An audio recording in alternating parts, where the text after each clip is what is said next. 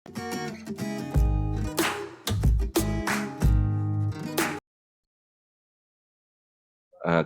listrik, keselamatan dan kesehatan kerja di bidang kelistrikan, ya. Jadi saya mulai aja. Assalamualaikum warahmatullahi wabarakatuh. Salam sejahtera untuk kita semua. Selamat pagi Bapak dan Ibu. Ya, selamat datang di online training atau workshop ya. Ini K3 listrik ya, tanggal hari ini 19 dan 20 besok Mei 2022. Izinkan saya memperkenalkan diri, nama saya Rahmat Burhan, nama lengkapnya, panggilannya Rambu, Bapak Ibu. Ya, jadi dulu pernah langsing, sekarang udah langsung Pak. Ya, ini foto-foto saya. Ya, saya instruktur, trainer, konsultan juga, praktisi juga, certifier juga. Jadi ngasih sertifikasi khusus untuk kompetensi. Kalau sekarang ini kompetensinya yang dipegang sama saya sih ada 3, cuma yang satu itu lagi ini aja, bukan kompetensi ya, awarded ya ibaratnya, penghargaan lah ibaratnya. Jadi kalau kompetensinya cuma 2, yaitu adalah di bidang operation ya, operation, pengelolaan operasi atau operation management, untuk level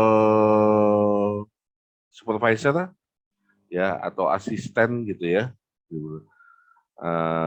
dan juga head atau manager ya. Ini beberapa foto saya, ya makanya saya bilang saya masih langsing dulu.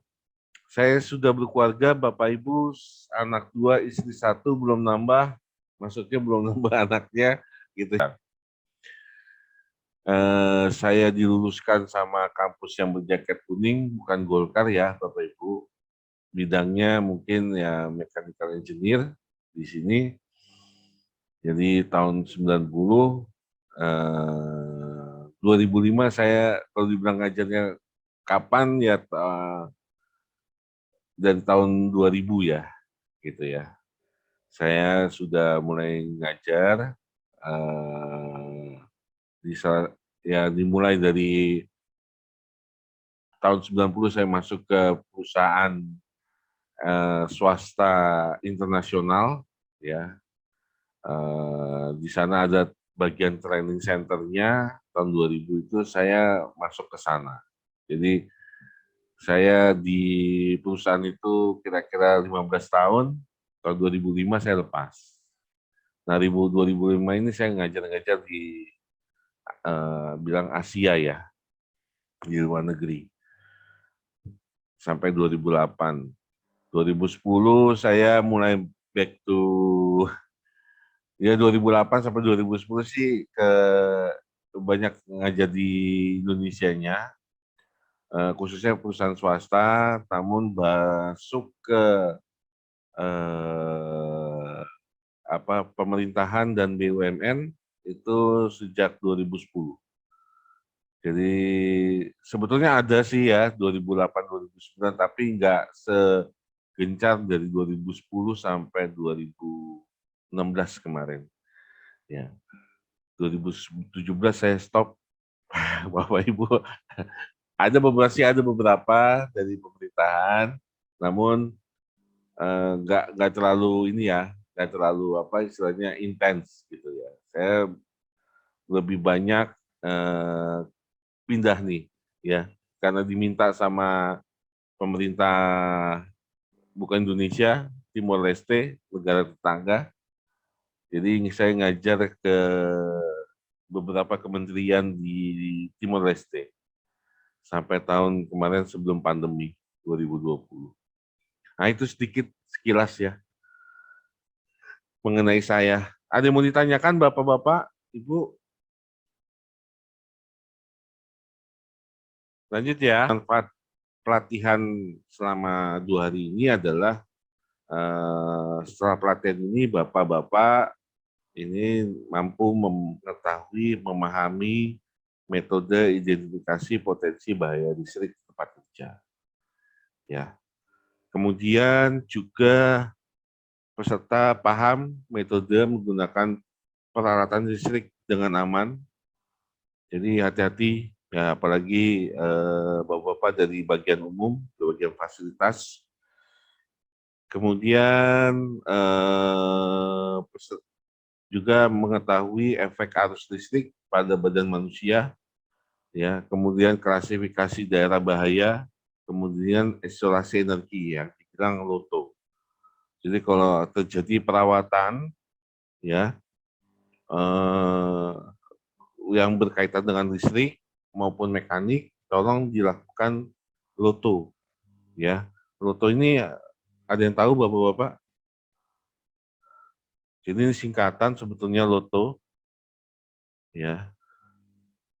Ini lock out, ya, tag out.